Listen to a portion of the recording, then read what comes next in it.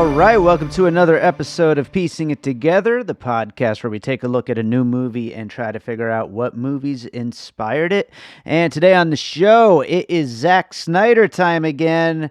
We are talking about his new Netflix film, Army of the Dead, which I saw a couple weeks ago in the theater.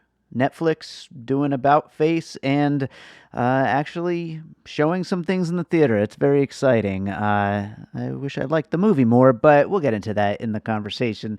But yes, Army of the Dead out now on Netflix. Definitely go check it out. And joining me to talk about it, of course, our resident Zack Snyder superfan, Chad Clinton Freeman, is back with us. So he will be here to bring tons and tons of puzzle pieces and maybe explain a few things along the way as to why people like him seem to connect so well with a filmmaker like Zack Snyder. So that is coming up here in a second. But before we do get to that conversation, I want to remind you, as always, to make sure you're subscribed to Piecing It Together. Wherever you listen to podcasts, you can, of course, find us on Spotify and Apple Podcasts and Pocket Casts and all of the other major podcast apps. And you can follow us on social media at Piecing Pod. Don't forget about our Facebook group, Popcorn and Zack Snyder Fans. I'm just kidding. It's called Popcorn and Puzzle Pieces.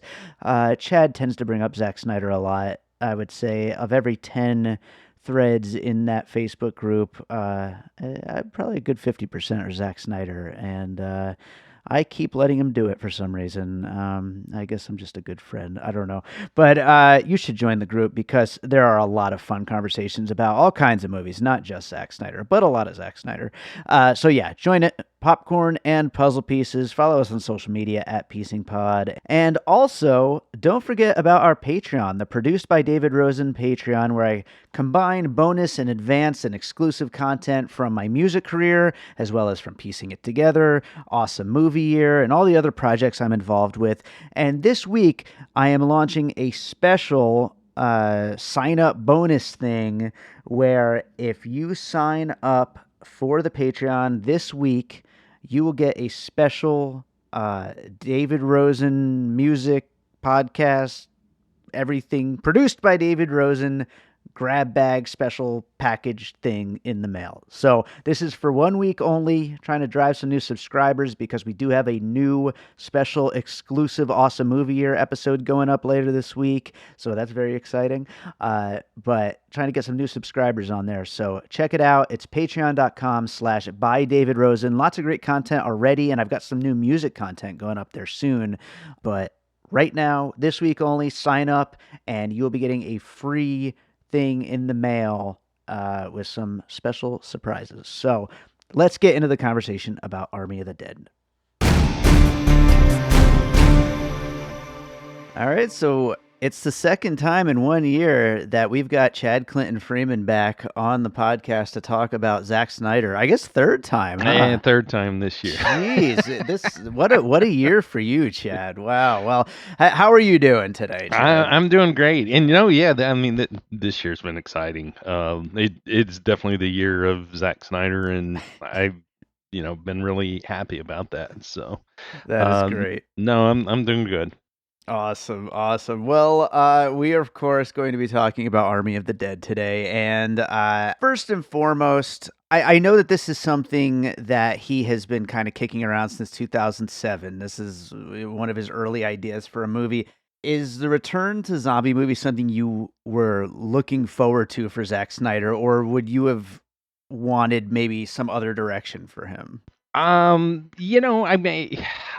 This wasn't something that I was like, oh, he needs to do zombie movies. No, when he was getting away from superhero movies though to do a zombie movie, that excites me because I don't think he should get stuck doing any particular kind of movie. Sure. I think it's more exciting if he is moving around and exploring different things. I never like when a director kind of gets stuck in trying to outdo himself with the same type of movie type thing.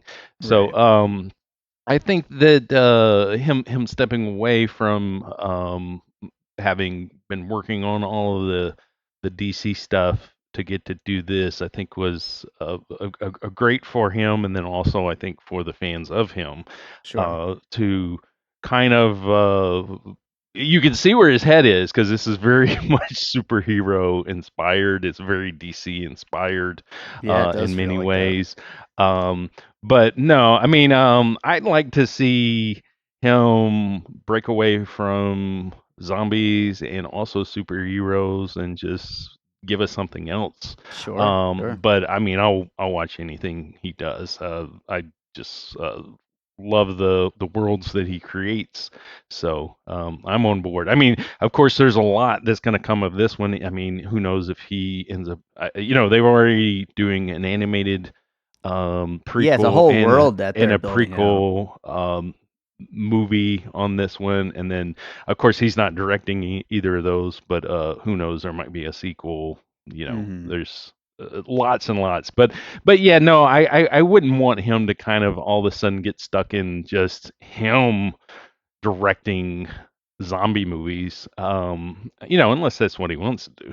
Sure, sure. I mean, if that's what Zach wants, that's what he should do. But no, I think let's get to puzzle pieces. But I do actually want to ask one other question before we get to that, because obviously, the reason you're on this episode is because you are such a big Zack Snyder fan, and I love having you on whenever we're talking about Zack Snyder movies. But you also have spent these last 5, 6 years not being the biggest fan of Netflix. And so I'm just wondering, what's going on up there in Chad Clinton Freeman's brain, kind of putting together these things, squaring that circle of Netflix and Zack Snyder together. How does that collaboration feel for you? Okay, so here's the thing about Netflix. When Netflix does things right, I appreciate that. Hmm. My problem with Netflix is that Netflix is basically the McDonald's, Hmm. and just because they serve a Big Mac doesn't mean it's the best burger out there. That's all. So basically, I mean, I think Netflix about once a year does a great movie, which is not good for a studio to be like, I put out one great movie a year. I mean, that's pretty awful, I would say. I mean, even if you're, a low indie distributor, if you're just putting out one good movie a year and you're Hmm. actually putting out like, hundreds and thousands of movies and TV shows, that's pretty awful, like ratio. Right, right. For me, that's kind of the ratio with Netflix. I mean, I think they're great at TV shows. I think The Witcher, Stranger Things, fantastic. They've even got some other TV shows that are pretty good. Movie wise, though, I'm very disappointed. I mean, through the years, of course, last year, The Five Bloods, I loved that movie. Hmm. That movie is a lot like this one, though, where it's like a dream project of the director. They give Right. him a check and say, "Here, go do it," and they kind of let him loose. I think the fact that they will do that sort of hands-off approach and allow somebody like Zack Snyder to do whatever he wants is absolutely fantastic for a filmmaker like Zack Snyder. But Right. does every filmmaker deserve that? I don't think so. And does the output of movies that Netflix brings us equal good content? No. Right. And not just good content, but good movies, because that's the problem with Netflix is they're very content related. So all they see is, oh, this guy, he has this idea for this movie, and it could end up with a animated show and 6 or 7 other spin-offs. Yeah, let's greenlight that because all they're thinking is that's a bunch of stuff we can put on. Right. So I'm all on board. I have a love hate with Netflix in a way, I Yeah. guess. So, but no, I mean, anybody that wants to give Zack Snyder or Spike Lee money and say here, go make a movie, I'm all for whoever that Right. is. Yeah, and I think that their average has been A little better than you're giving them credit for in the last couple of years. I think definitely when it first started, I would have agreed, and I did agree many times over, but I think that they've gotten a lot better lately. But that's another conversation. I think we should start getting into some puzzle pieces here. So what do you got for your first piece? And I'm sure you'll have plenty of pieces, so maybe we'll speed round it a little bit at the end, but let's get started with some pieces first. Yeah, so I mean, really, this movie in a lot of ways. I said this on a comment on Facebook.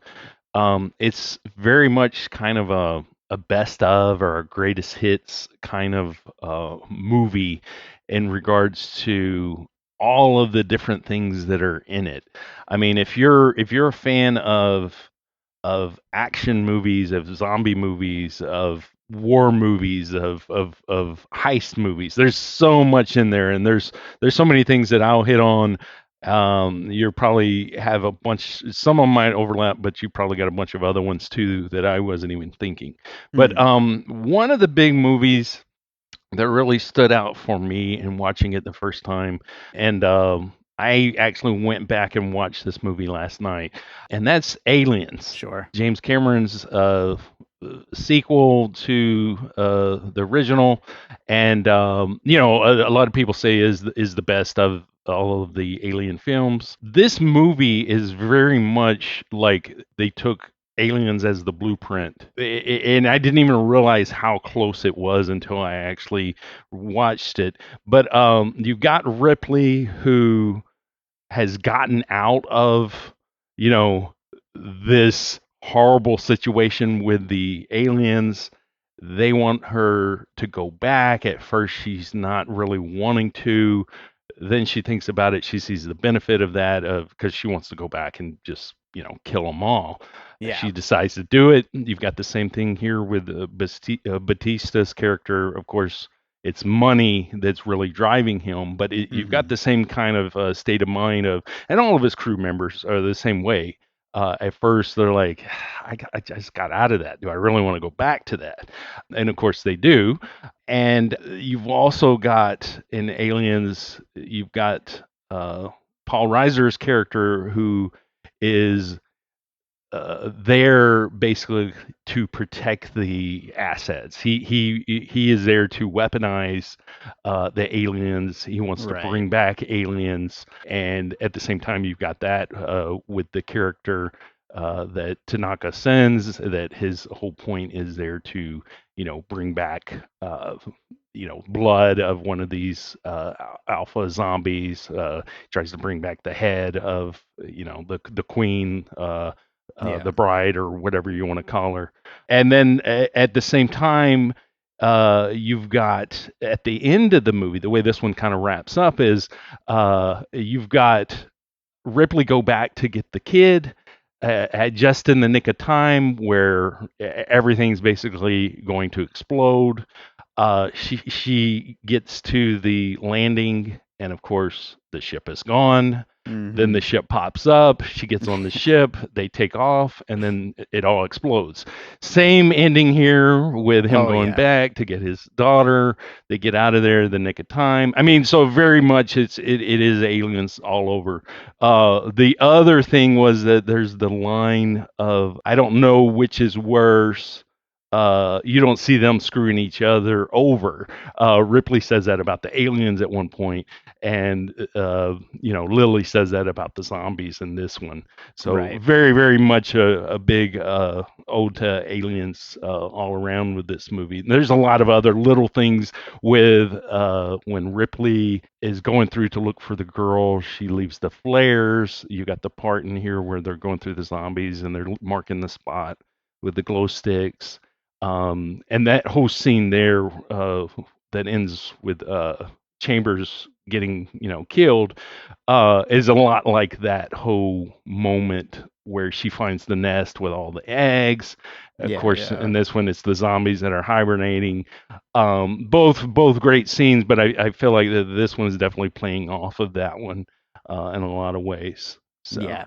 Yeah, Alien's definitely on my list as well, and I mean, all the reasons you just said there, and I think this movie, 100% is just using that same blueprint, and It's a great blueprint to use for, the idea of sending a bunch of mercenaries into a place where, they're really not equipped for the job that they're being given. And it's pretty clear that everybody is just totally expendable. And the evil corporation just doesn't care. They just want what they want Right, out of the whole right, situation. And so, yeah, I mean, it's a perfect setup for this kind of a movie, this kind of an action, thriller that is, you know, in this place just replacing, aliens with zombies. But right. definitely, aliens, I think, is the perfect puzzle piece to start this thing out with. I will jump to another piece here. I think it would be really obvious to look at Zack Snyder's own Dawn of the Dead, but instead, I'm going to go with 28 Days Later from Danny Boyle. Also, upgrading what zombies are and, trying to Right, add to the right. mythos of what a zombie can be. And here we've got this whole alpha zombie thing, and they can learn, and certain kinds of zombies are smarter and can do more things. They can also apparently make babies. They can ride horses. Perhaps some of them are robots, but I guess we'll save that for the sequel because it's like barely hinted at, but it's in there somewhere. The idea of just trying to evolve the zombie mythos and do new things with zombies, because really, when it comes down to it, the genre itself has been kind of a little bit dead for a long time now, and all these movies are just kind of trying to do the same thing over and over again. And I think that's why when Snyder came out with his Dawn of the Dead, which, tried to do new things with the zombie genre, when 28 Days Later came out and tried to do new things, I think that's why they kind of capture the imagination a little bit more than every other zombie movie that's just kind of the same thing. Even a Shaun of the Dead, takes it in a more comedic direction. So giving it a little bit of a hook, I think, kind of drives viewers a little bit more than just doing the same old zombie thing. Definitely. And yeah, 28 days later, I mean, as I recall, was like the first one that really said, zombies can be fast. Zombies don't Sure. have to be slow. Zombies can, it doesn't have to be slow, big horde of zombies. It can be fast and they can be strong and powerful. And yeah, I think that was the first one that really did that. Yeah. I mean, you kind of touched on this, but I mean, George Romero was the only one that was really kind of toying with evolving the characters, and he was doing that very very slowly as far as the zombies. He in one movie would have a zombie that was able to pick up a gun and use a gun and that sort of thing, and it was like he just did it very very very slow, because I think he was thinking about it too much of, Mhm. what can they do, what can't they do.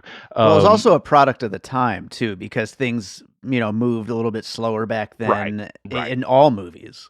right. I will say though, Survival of the Dead, which is one that I did recently watch, because I always was like, have I even seen that movie? Because I know everybody hates Survival of the Dead. It's not that Right. bad.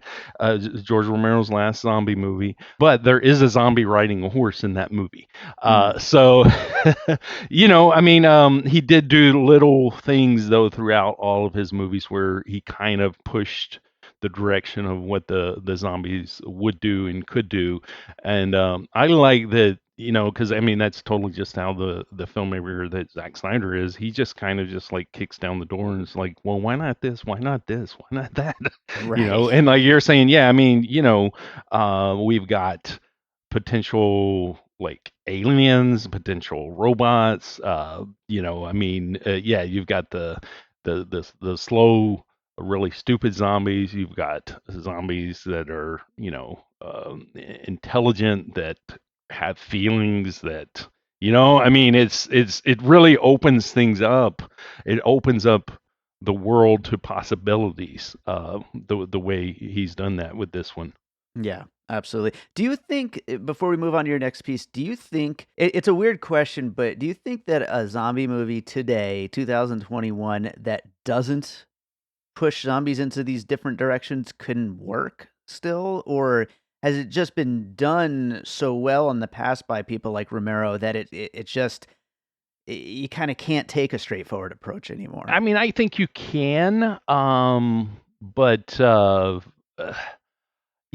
I mean, if you think about it, what really worked about the slow zombies is just the slow moving impending doom, the Sure. dread. Yeah. So you really gotta just pull it all back, and the movie's got to be built just around that sort of, in the way of a movie like It Follows. Right. I think you can still do a zombie movie that way. It just depends on the approach of it. What I would say is that what I love about Army of the Dead is that zombies is just like one of the many things like thrown into the movie. You got movies that are like, oh, it's a zombie movie, and that's what it is. It is a zombie movie. Whereas this one, though, it's like it's a zombie movie, but it's a heist movie, but it's kind of a war movie, but it's a father and daughter movie. It's a bromance movie. I mean, it's just like all this stuff piled on top of it. Right. So, Right. which is why I love it. All right. Well, what do you got for your next piece? So the next one, I'm gonna go. Actually, I've got several classics here. I'm gonna get into. So I'll just go to the next one, which is John Carpenter's Escape from New York. Mm-hmm. And this is one that I actually rewatched it just recently. The whole concept of you've got, you know, some big part of the United States that is walled off, and it is now like its own territory where there's basically no rules, and it's just kind of like locked up and forgotten about. Of course, in the Escape from New York, it's a prison, and basically they send all the criminals there, and it's just like that's it. That's their world. They just do whatever they want. And you've got somebody going in, and he's got a mission. He's got X amount of time to do the job and get out. So in a lot of ways, it's not just that Aliens blueprint, but it's also the Escape from New York blueprint that's being used here. Mm-hmm. Just another one of those layers of, whereas Escape from New York, it's like, oh man, that's a great idea, and that's like the movie, whereas that's just one of the sides of this movie, Right. Right. which also plays good into where we've been as a country politically, Sure. which shows you the brilliance, though, of Escape from New Yeah. York.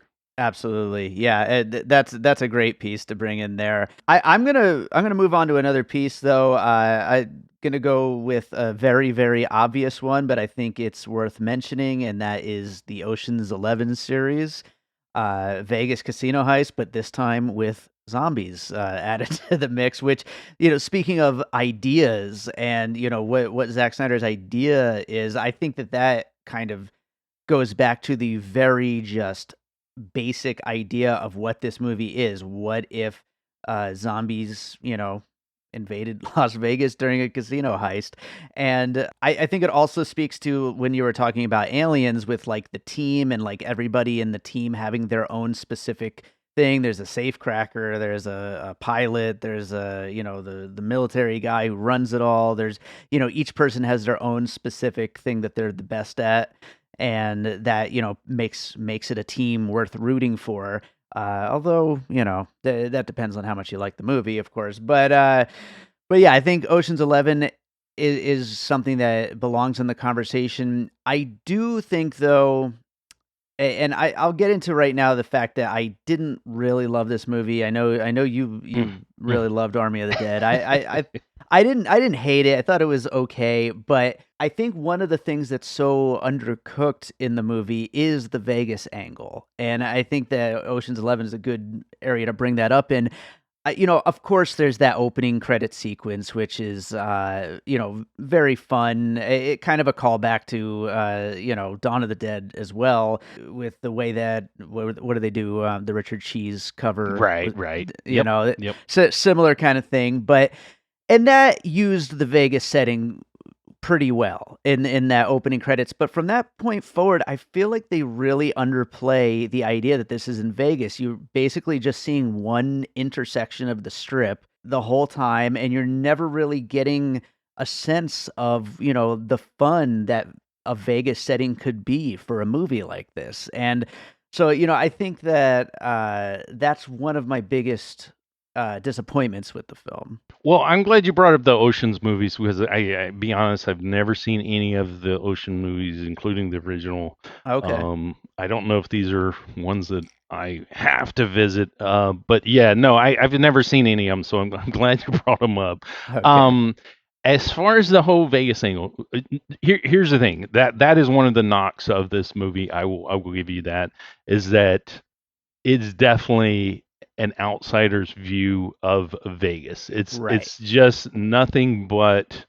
a surface level, the cheesy, hammy Vegas. Right. Oh, here's Elvis. Oh, here's Liberace. And so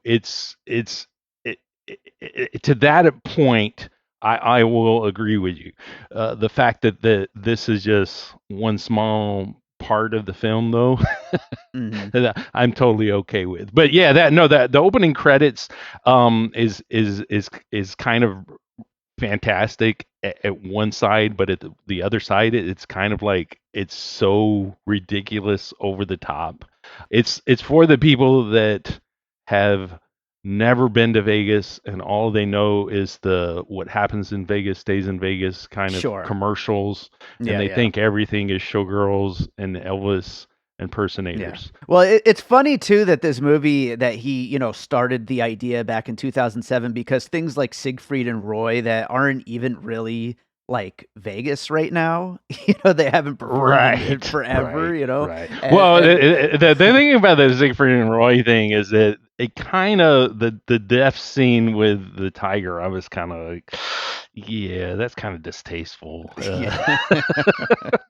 Uh, but yeah, no, no, yeah, exactly. Again, it's very much an like somebody's idea of what Vegas is that's never actually been to Vegas. Exactly. Yeah. Yeah, I no, it think very maybe much somebody is. somebody who watched a lot of Ocean's movies and things like that, and that's where they got their idea of Vegas from, just the Right, cheesy, cheesy Vegas. right. Uh, but all right, what do you got for your next piece? Well, I mean, a good one that will go along with that one is Resident Evil Extinction, Yes. which it very much had the Vegas backdrop that was very much underused, more so than this one. Hmm. That one, not only did you have the location of Vegas, but also you had zombie animals. You had the zombie dogs and you had the zombie birds, Hmm. which outside of like really bad low budget movies like Zombievers and things. Don't put Zombievers on our list. Zombie animals have not really been explored too greatly. I actually do have just as a line on my notes all those direct-to-video monster movies, but we'll leave it out.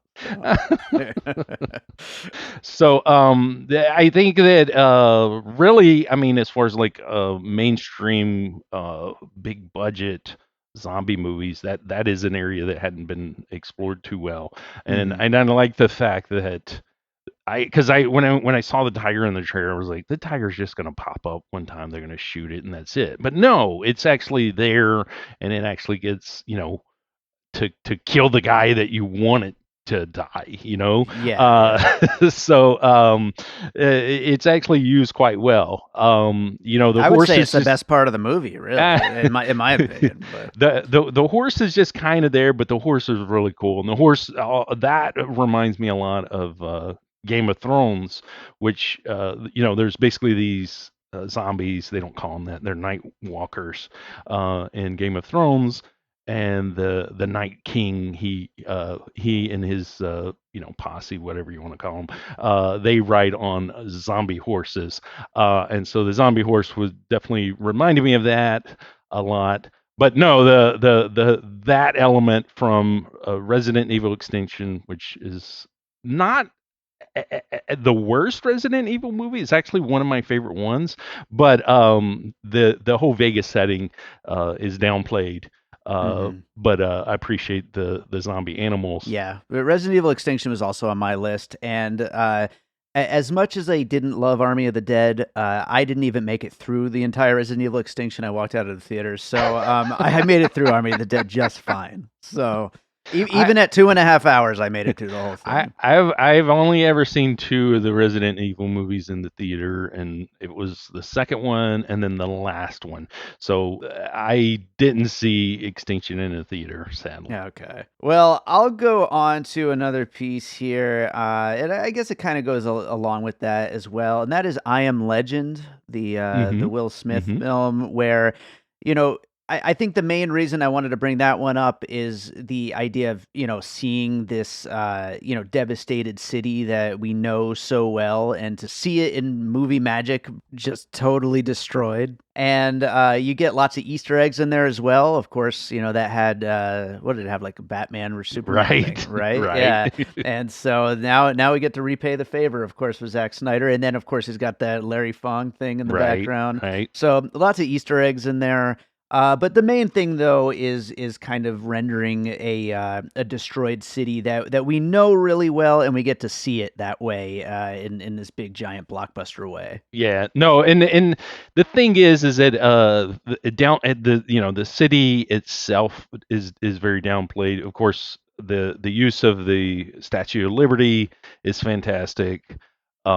Which of course brings you back to the original Planet of the Apes.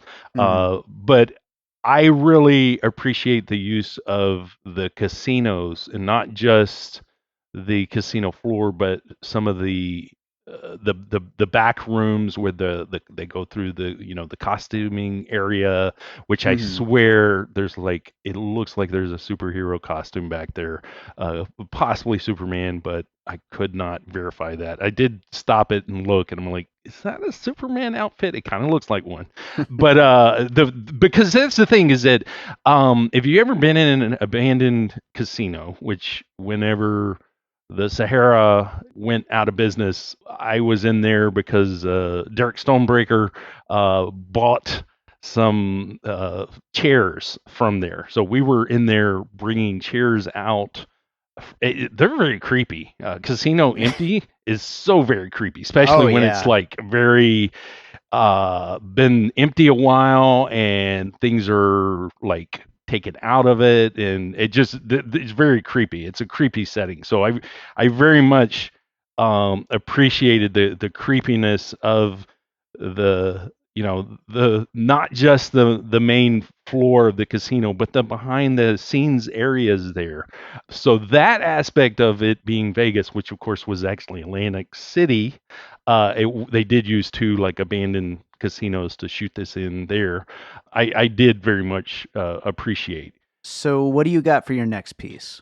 Well, I'm gonna go to another classic, actually one of my dad's favorite movies, and it's funny because it was one that I revisited after the other Netflix movie that I mentioned came out. The Five Bloods instantly brought me back to Kelly's Heroes, and so I had rewatched it, and this one made me think of Kelly's Heroes in a bit of a different way. But Kelly's Heroes, you've got these military people who are always doing the right thing and helping other people, and here it is, they get this chance to do for themselves. Whereas, in Kelly's Heroes, as they go behind enemy lines to rob this bank that has this gold in it. And at the same time, what I appreciate is that movie, it was kind of turning heroes on their head, because here we have these good guys that are doing something that's kind of it's wrong. I mean, they're robbing a bank. It's wrong. It doesn't matter if it's behind enemy lines. But here they are, is they go and they do that, and then they are lavished as heroes with this big parade at the end by the French. And with this one, you've got the heroes that go in to do this, and they all end up dead. I mean, so Yeah, like whereas at the time of that one it was kind of making fun of, I think, heroes, and then this one kind of deconstructs it in a different way of, well, yeah, no, that's not always how it works out, but sure, yeah. sure. Yeah, no, great piece, and I'm gonna follow it up right away with one that goes right along with Kelly's Heroes, and that's Suicide Squad. Nah. But yeah, I mean, each of these guys is, a little bit crazier than the next, and they're, a wacky bunch of heroes for us to root for. But Right. I think that I think that, obviously Suicide Squad was, part of this whole DC universe and was very much inspired by, what Zack Snyder was doing. And so this, I think, kind of comes back around full circle. Right. And, Right. these guys are mostly kind of oddballs and outcasts and Mhm. weirdos, Right.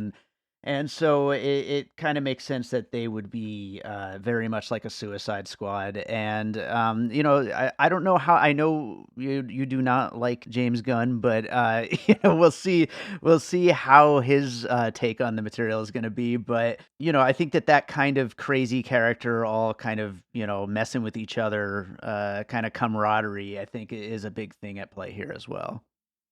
Yeah, no, and it's funny, Suicide Squad, because there was the meme when this first came out, this is Zack Snyder Suicide Squad, Yeah. uh, which is very, very appropriate for this movie, and not only that Dave Bautista was supposed to be in Suicide Squad. Right, He that's right. turned James Gunn down because he wanted to work with Zack Snyder, and I'm like, yes.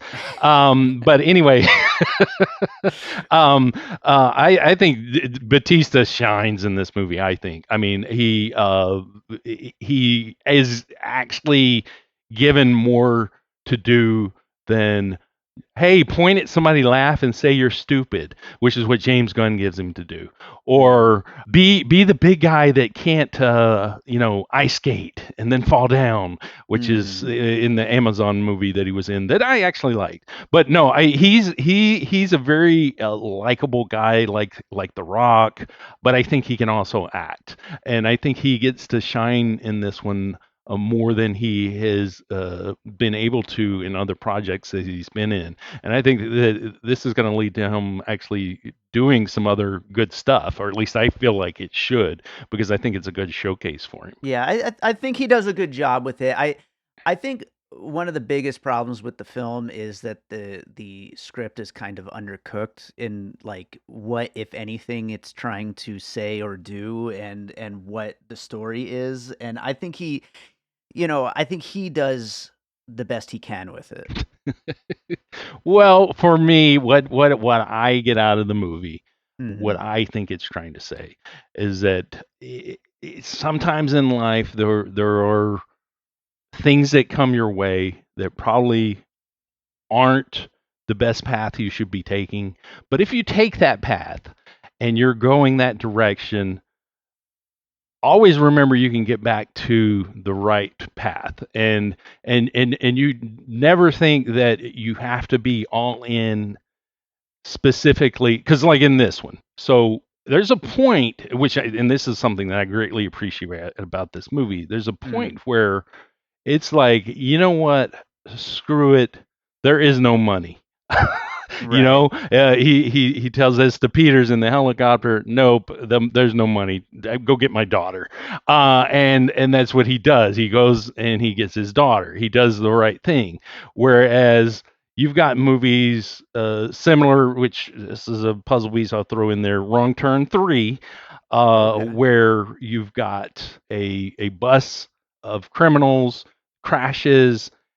They find a truck that has money in it, an armored truck, and then you've got crazy cannibals out in the woods trying to kill them.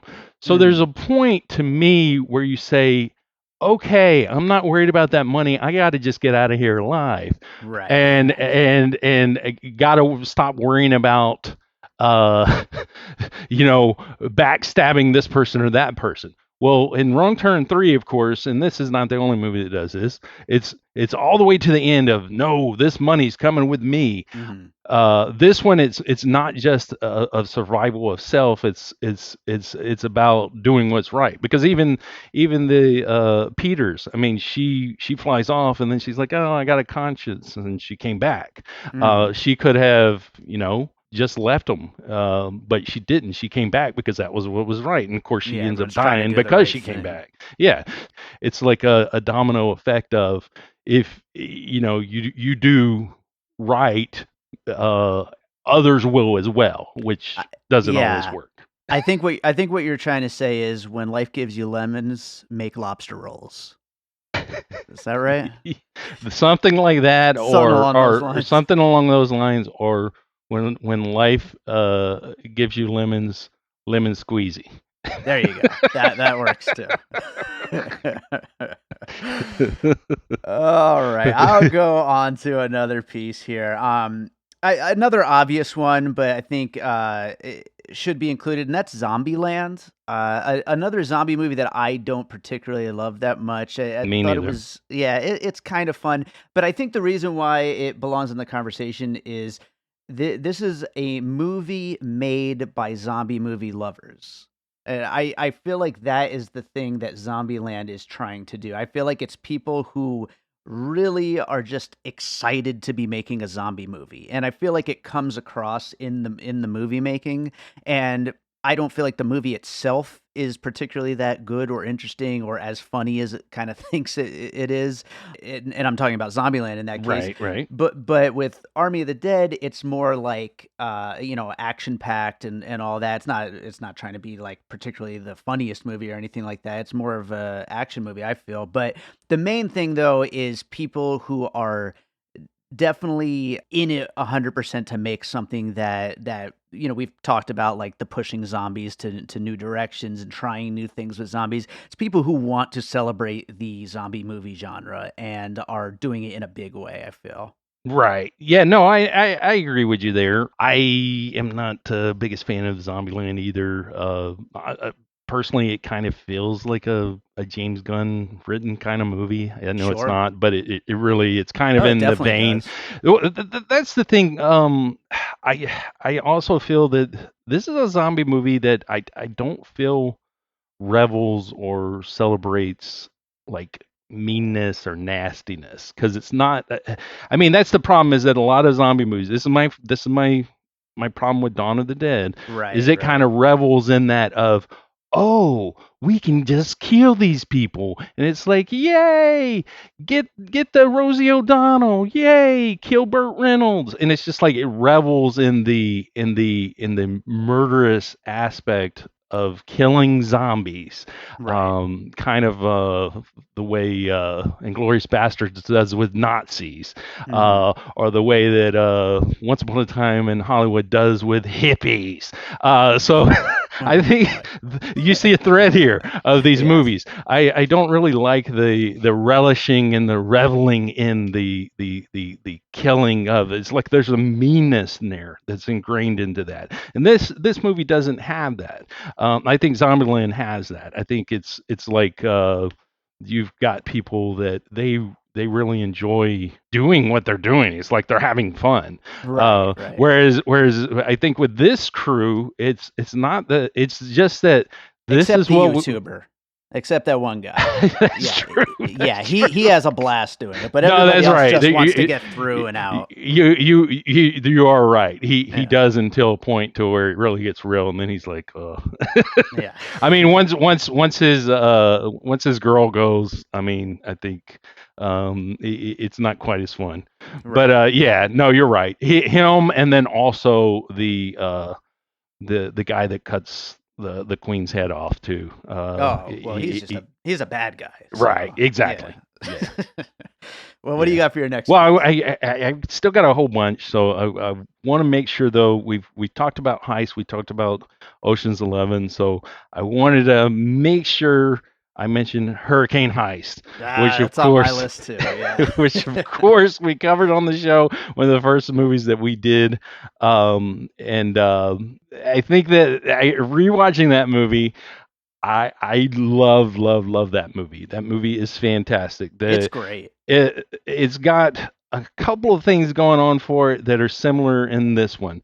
The one is that you've got this ridiculous heist of this could cause us death. We've got this hurricane coming, this horrible hurricane, and of course, oh, we're gonna go rob this place. And at the same time, you've got these insane action moments in that movie with either the hurricane, well, the hurricane's involved, but the hurricane, and then the chase scene at the end with the diesels, and so it's one of those like this one that it's not just a heist movie, it's not just a disaster movie, it's not just an action movie.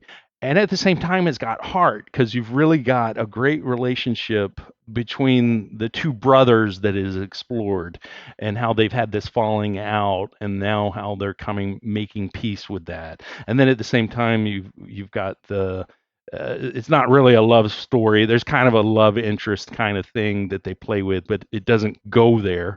But she's had this past that she's overcoming, and she's working through that. And it's just like there's these relationships between those four, well, those three.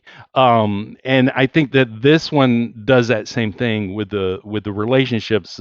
You've got the bromance, with Vanderhall and Dieter, and then you've got, of course, the crazy guy in Chambers, like we were talking about, and then you've got the one that she's there because she's secretly in love with Bautista's character, and then of course, as soon as she confesses that to him, boom, she's dead. Dead 2 seconds later. Right. But no, I mean, Hurricane Heist is a fantastic movie. I don't think it gets the credit that it deserves. Yeah, definitely on my list as well. And I definitely don't understand why it didn't connect with people. I was looking at it on Letterboxd the other day, and all the reviews were like 1 star, 2 star, 1 star. And I feel like it does action in the exact way that celebrated action movies are, all of the face-offs, and all the like the silly over the top action movies that people do love, the Die Hards and things we talked about on the episode, which, like you said, that was like our fifth episode, I think, fourth or fifth. But yeah, I feel like it does all those things exactly the same way and the same level. But yeah, I think just mixing a heist with some kind of over the top event, where it's going to screw up the plans. And in this case, it's zombies. So I think it's a definite piece worth bringing up here. A zombie NATO is next. Probably. Yes. Well, I mean, anything's possible with this particular story. But I'll go with a piece that's just kind of an individual reference, and that's to the kind of, I think they have him listed on IMDb as Zeus, but I don't remember him ever being called that. The main evil zombie who's in charge of everything. Reminded me a lot of Ball from the Ash vs. Evil Dead series, which is a character that I didn't like that much because I just didn't think that a kind of like long hair, kind of like rocker looking zombie deadite guy really made sense in the Evil Dead world. I feel like it makes a little more sense here in this kind of this kind of a tone that this movie is, because it's a very kind of like, rock heavy, Zack Snyder, big explosion, lots of machine guns, army kind of setting. So it kind of makes a little bit more sense. But that character reminded me a lot of Ball, who ended up being like kind of like the villain of the 3rd season of Ash vs. Evil Dead for people who haven't seen that show. So yeah, it's mainly just a comparison between those two characters. Yeah, no, but what you were saying though about like the tone of this movie is very much kind of like this. I don't know if punk's the right word, or in your face, like aggressive, I guess. Aggressive is a good word. Yeah. But yeah, no, I get exactly what you're saying with that character. I mean, and while you mentioned Zeus, I mean, here's the thing. So you got Zeus, you got it's the Olympus, the casino. Hmm. You've got these, Greek mythology things, which is, of course, one of the things Snyder loves to play with. He loves to throw in mythology. He loves to throw in.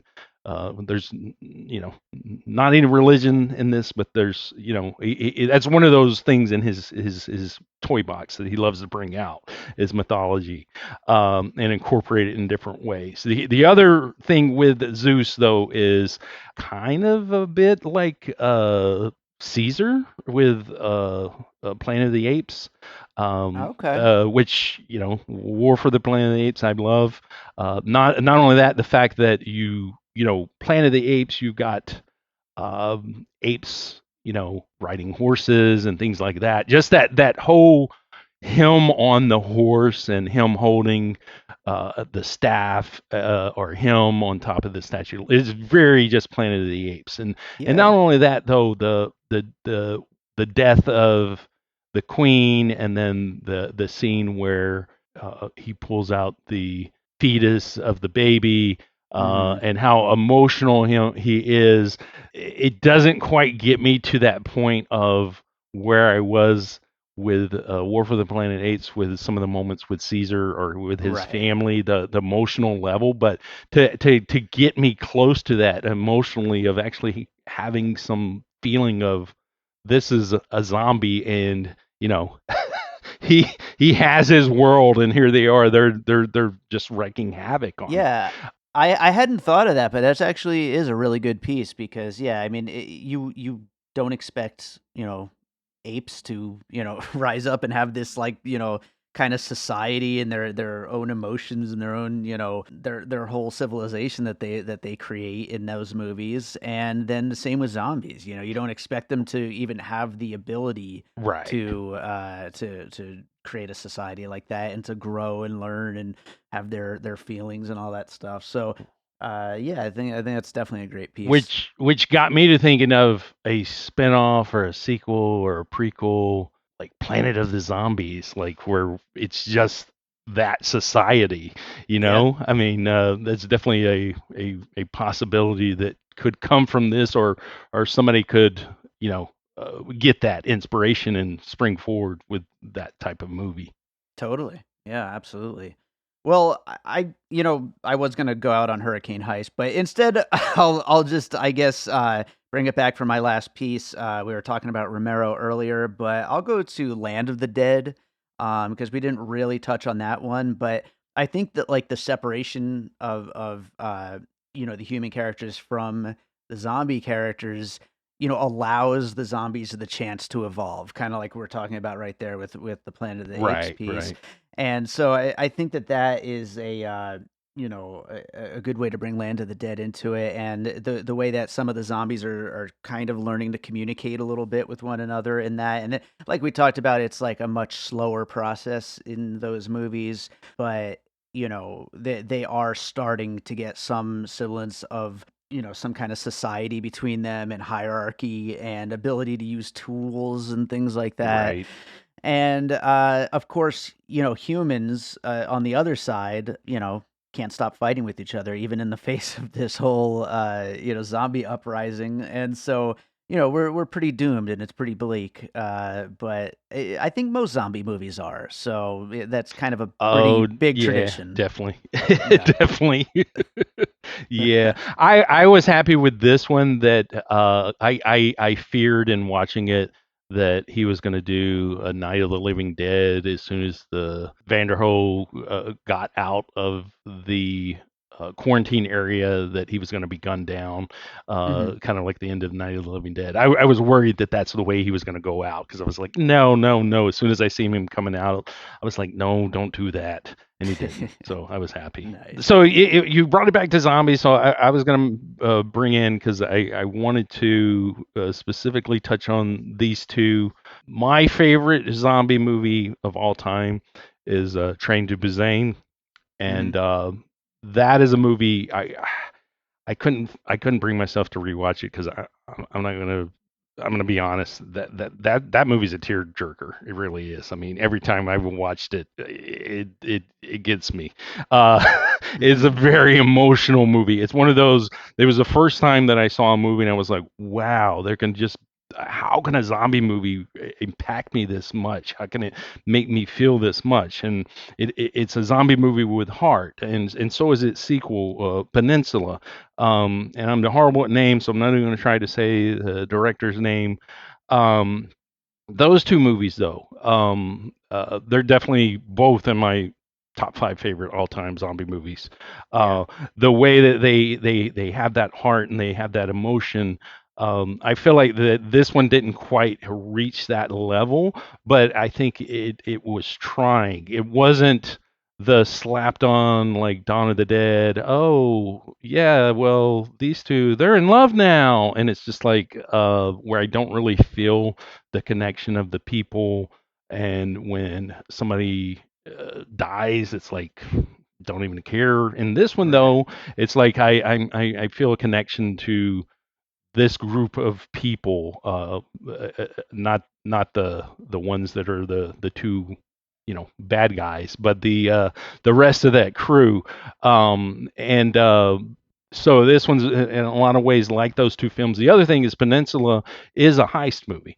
Mm. Peninsula, they have a team that go back in, and it's a peninsula, so it's basically a walled off city, same kind of thing.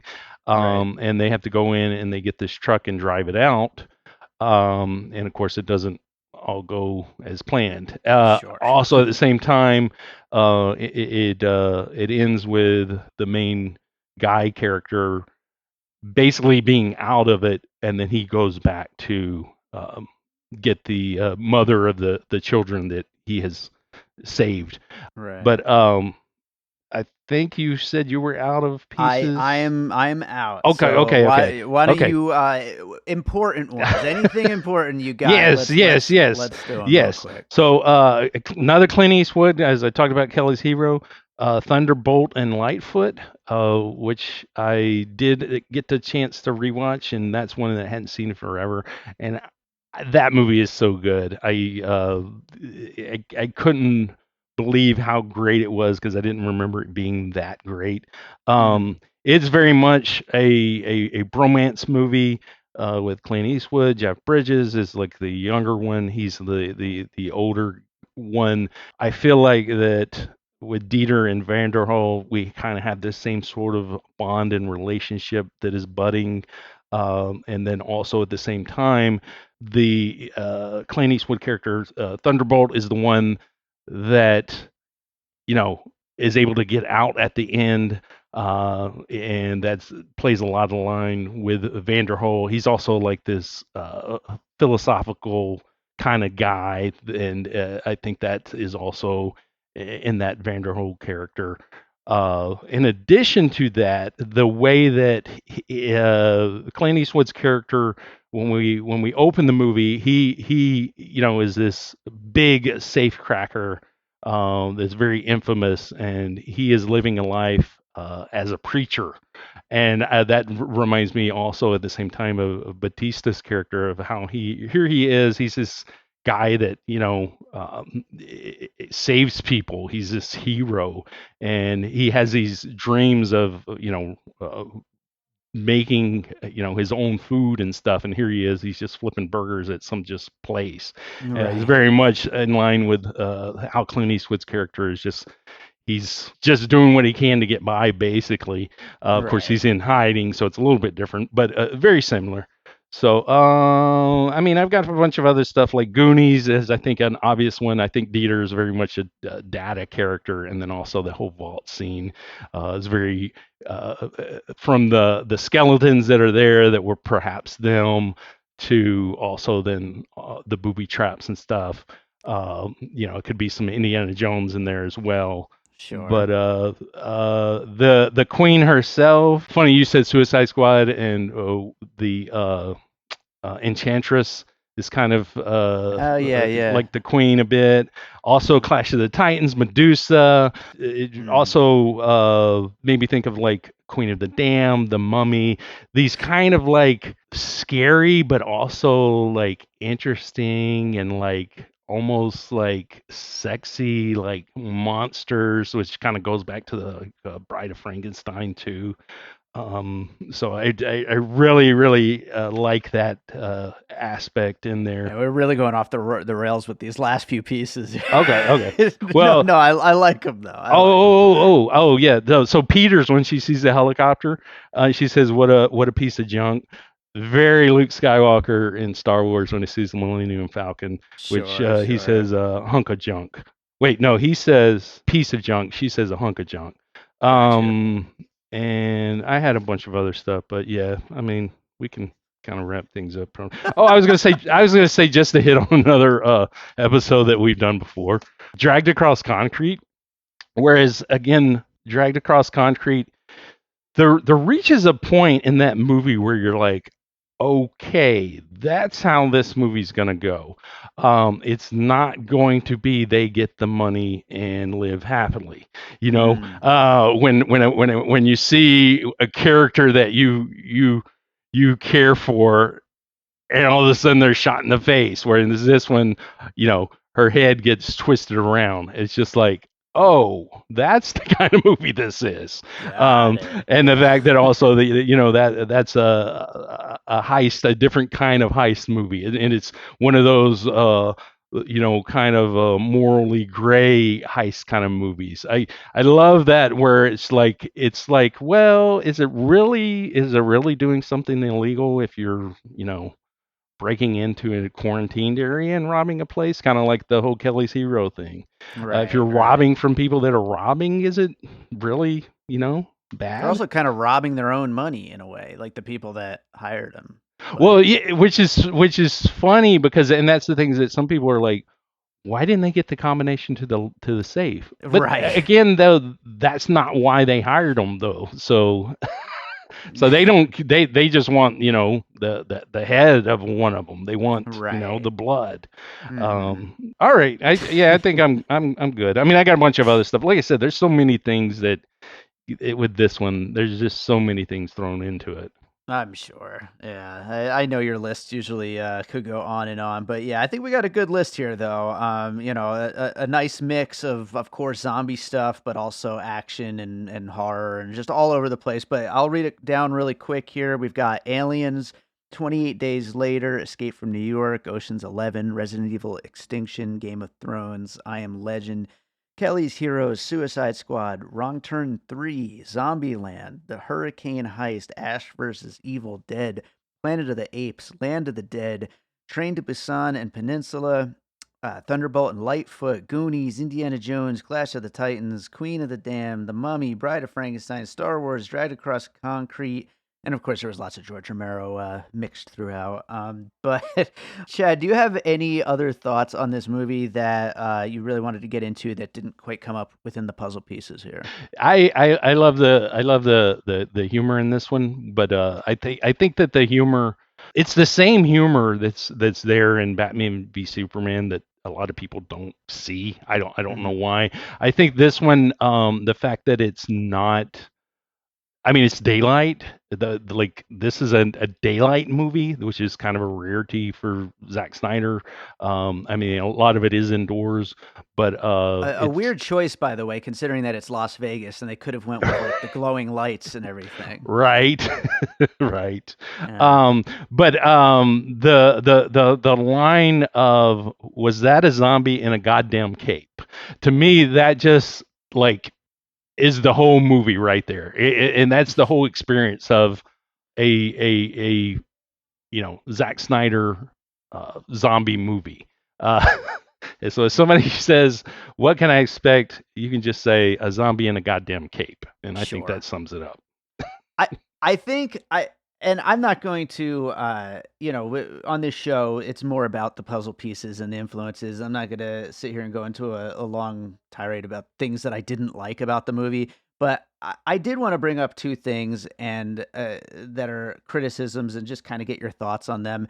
You're talking right there about the humor of the movie, and I think that there are some moments that were pretty funny throughout, and but the length of this movie. is so drawn out. And I think that that's a big thing that people who are not particularly connecting with it, like myself, are kind of drawn to it. What are your thoughts on that? Like, does this movie need to be 2.5 hours? Does it earn its length at all? I would say it does, but I mean, I mean, for me, the only thing that I feel like is a little kind of drawn out is I don't know that I think you can start with the opening credits. I don't know that we need that before piece. Mhm. And especially that before piece, the credits to me is very awkward and clunky and could be trimmed down greatly. Mhm. This is one of those I think that if a studio released it, they would have chopped it down to at least two, and people would be like, "Oh, it makes no sense," and then they Mhm. would release the extended cut, and they'd be like, "Oh, it's such a better movie," when it's the same movie. I mean, that's part of the beauty of Netflix is that they basically said, "Here, you do what you want to do," and he was able to deliver the director's cut right out the gate. Now, Mhm. is that what the best thing for the movie? I don't know. Is that that's the best thing for me? I don't know if it's the best thing for general audiences. Right. Um, um, like I said, I think that's fantastic. It's kind of the same thing with the Five Bloods. Again, that one people complain about it being overly long. I mean, That's how true. long should a movie be? To me, it just as long as it throws me into a world and keeps me interested and keeps me entertained, I'm happy to stay there. I mean, I don't Mhm. care how long it is.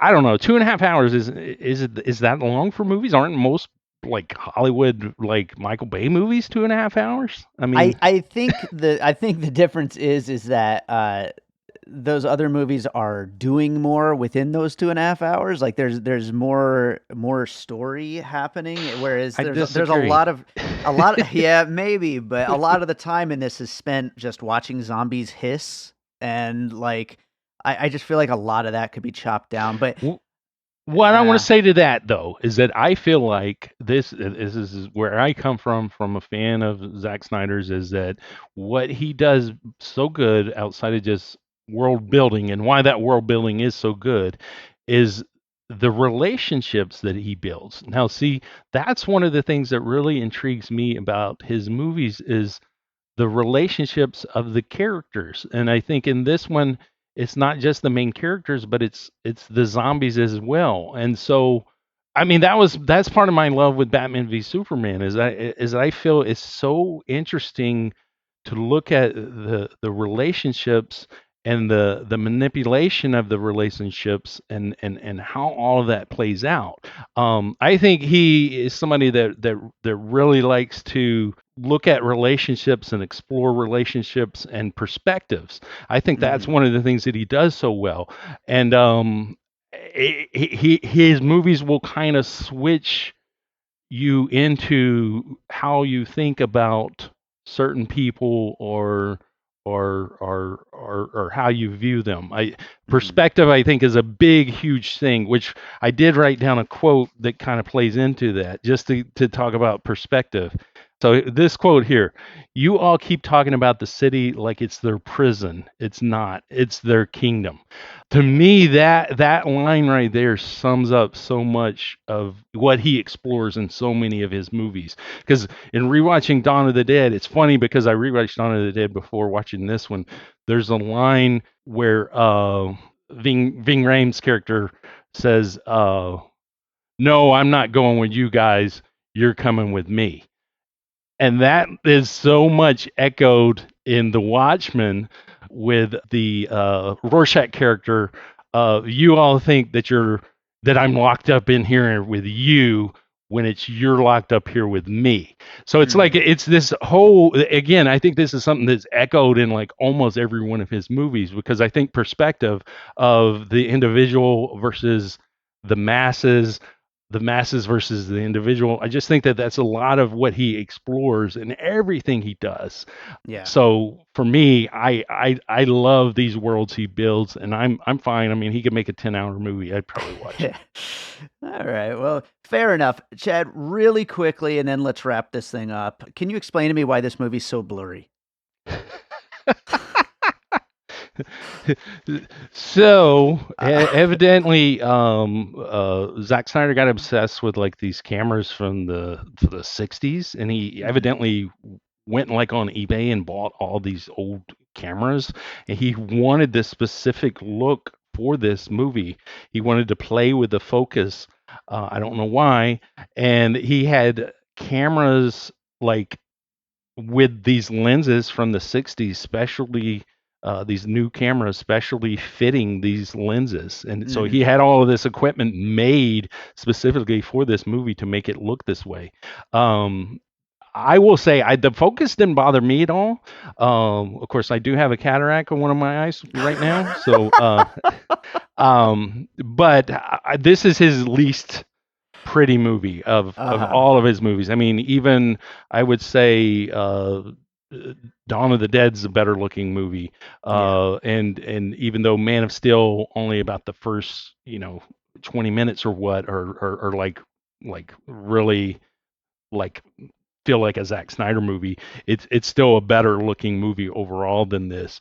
I'd love to shout out to Larry Fong because I think this really shows that he needs a DP. Yeah, I Right. mean, Uh-huh. he's trying, and I respect that. I think there's a not only was the poster of Larry Fong, but I think the flash, well, not the flashback, but when they're talking about the heist, and you have like the the look at it ahead, and it's the vision in their mind, and then they fly off into the sunset, and it's got that kind of apocalypse now with the glowing sun and the Sure. helicopter. That felt a lot like a take back to Watchmen, which Larry Fong shot, and then not only that, but also Kong Skull Island, which Sure. Larry Yeah, yeah. Fong shot. So I think that was kind of like a little another shout out at Larry Fong. But no, I mean, again, if it makes Snyder happy, go ahead and keep shooting. But I Yeah, think I'm rooting for the guy, and yeah. I'm glad he got to make it the way that he wants to make it. It just looks awful. Ah, But if that's what he clearly was going for, I don't think it was by accident. Like I think it's a look he was trying right, to right, make. right. Yeah. So No, gotta give I him will say that. this. I think Robert Rodriguez is a better cinematographer, which, he like shot Once Upon a Time in Mexico, and I think Hmm. that's a beautiful looking movie. I think as far as I mean, in this one there are even scenes that it's just not it's not lit good. It's Yeah. like I just think that he needs, he knows what he wants, but I think he needs, somebody to do that. And I Yeah. don't know if it was just like he's like, I got the chance, I'm gonna do it, I you think know. so. All right. Well, I think that wraps it up for this. Chad, is there something else you watched recently you'd like to recommend to our listeners? I watch so many things. Let's Okay, narrow it down to so one. We got a lot of puzzle I pieces to got you. watch. So yeah, so my list so far this year, I've watched 313 movies. Of course, Jesus. that does include this movie twice in that Uh-huh. 313.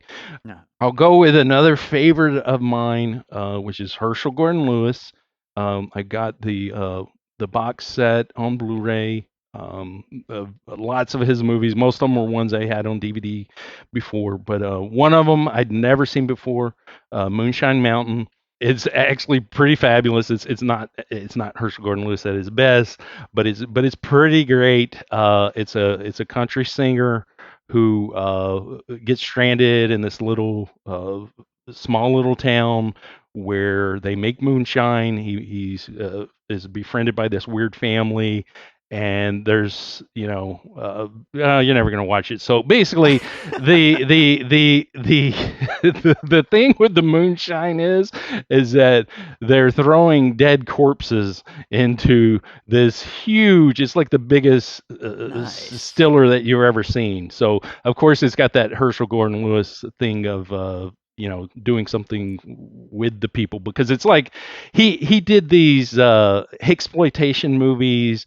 That was one of the areas he explored, and so this one kind of it combines the exploitation with his country and western singer. He explored that a bit too, with also although this one doesn't get gory or bloody, the fact that it's dead people in the moonshine, and that's what makes it so good.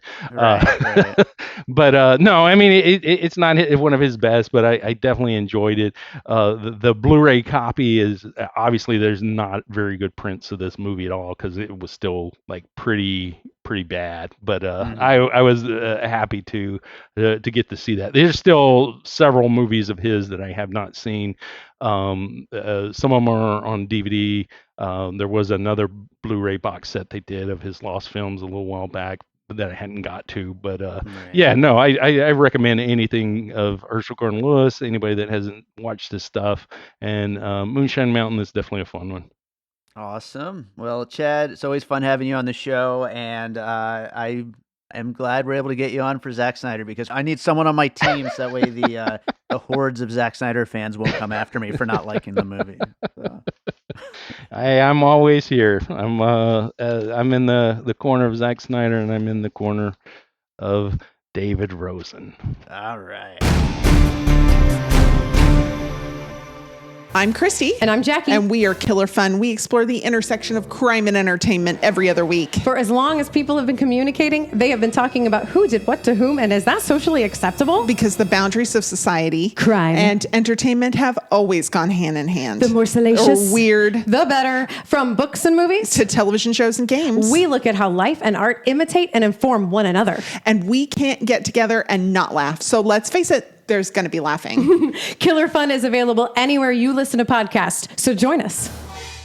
All right, so I hope you enjoyed that conversation about Army of the Dead. Thanks to Chad for joining me, as always, and shedding a little bit of light on the enigma that is Zack Snyder. So, yeah, if you enjoyed the podcast, definitely rate and review us over on Apple Podcasts or Podchaser. We would really appreciate your reviews, especially if they're 5 stars.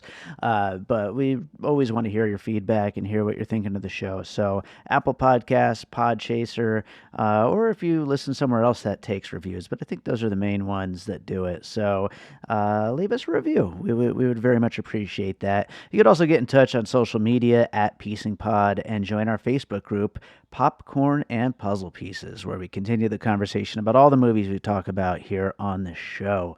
I do want to remind you again about our Patreon, that we are trying to continue to grow. Like I said at the top of the show, this week I am doing a special kind of grow-a-thon kind of thing, where if you sign up this week for any of the tiers, that's what they call them, right? Tiers from the $3 on up. So any of the bonus content tiers, $3 on up, you will get this week only a special bonus package from me in the mail with some special stuff from my music, from piecing it together. We'll see what else I could find around here and throw it in the package for you. So you'll get some awesome free stuff. So sign up. It's the Produced by David Rosen Patreon. It is patreon.com/bydavidrosen. And of course, a link will be in the show notes. And keep an eye out, because later this week, we've got a special bonus episode of Awesome Movie Year hitting that Patreon. And then I just finished scoring this feature film, and I'm going to be able to finally, I've been putting this off for a while, but finally get to putting together this exclusive album of unreleased material of my music that is going to go up on the Patreon sometime in like the next month, I think. So lots of great stuff hitting the Patreon soon, so check it out. So that does it for today's episode of Piecing It Together. Make sure you're subscribed wherever you listen to podcasts, because we got lots of episodes coming soon. Now that I'm finished scoring that film, I'm going to have a lot more free time on my hands. So a lot of episodes coming your way. But let's close it out with a piece of music like I always do. And, since I've been in the film scoring mode lately, I'm going to go back to my album from last year that I released that was a soundtrack album.